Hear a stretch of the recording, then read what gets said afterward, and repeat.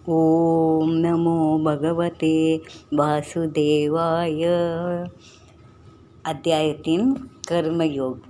भगवान श्री कृष्ण कहते हैं, मोह और द्वेष के अधीन न होकर स्वधर्म का पालन करना चाहिए। काम, क्रोध, लोभ, मोह ये सब भी अनर्थ बताया है। बुद्धि द्वारा मन और मन द्वारा इंद्रियों को वश में करने को कहा है। श्री कृष्ण कहते हैं, तू शास्त्रों में लिखित कर्तव्य कर्म कर, कारण कर्म करने से ही तेरे शरीर का निर्वाह भी होगा। यज्ञ, तप, दान, कर्म तो करना ही चाहिए। सब प्राणी अन्न से पैदा होता है, जिंदा रहता है। अन्न की उत्पादन बारिश से होती है। यज्ञ कार्यों से बारिश होती है। कर्म समुदाय वेदों से उत्पन्न होते हैं और वेद अविनाशी परमात्मा से उत्पन्न होता है। इससे ये सिद्ध होता है कि सर्वव्यापी परमाक्षर परमात्मा सदैव यज्ञ में प्रतिष्ठित है। यज्ञ, दान, तप ये कर्म बुद्धिमान पुरुषों को पवित्र करने वाला है।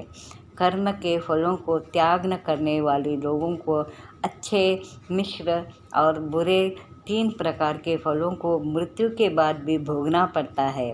जो कर्म शास्त्र विधि में लिखा है, अपना कर्तव्य समझकर फल की इच्छा न करके क्रोध और द्वेष रहित किया जाता है, उसे सात्विक कर्म कहते हैं।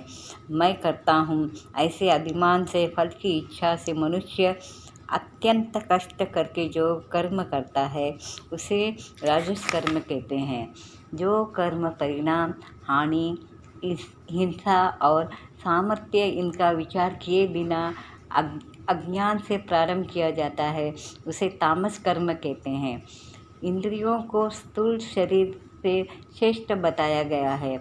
इंद्रियों से श्रेष्ठ मन, मन से श्रेष्ठ बुद्धि और बुद्धि से श्रेष्ठ आत्मा है। तीसरा अध्याय यहाँ समाप्त होता है।